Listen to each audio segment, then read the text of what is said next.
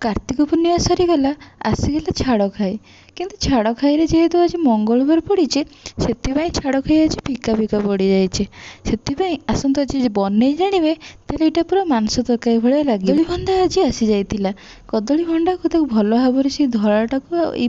फुलटी को भल भाव बाछिकी गोटा गोटा कर सब भल भाव बाछिकी अलगा करके रखी तापर बाछि सारा पनीर साइज टिकी कर काटी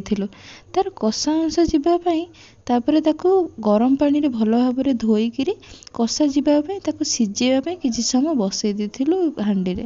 देखो हलदी लुण देकर भल भाव सीझेवाई हांडी बसई भल भाव सीझेवाई किसी समय छाड़ी दिंतु सीझी सारी गोटे जगह को छाणिकी रखी दिंतु भल भाव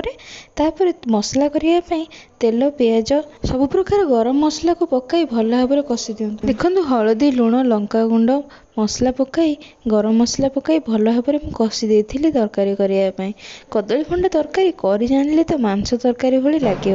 आपड़ के खाई कि ना निश्चित कमेंट माध्यम जनइबे। देखो मत टमाटो पकई दी छोट छोट कर काटिकी रखि आलू को से पकाई कषिया को किसी समय छाड़ी देते सेपटे सीझेकी रखी कदली भंडा को छाणिकी गोटे जगह रखीदी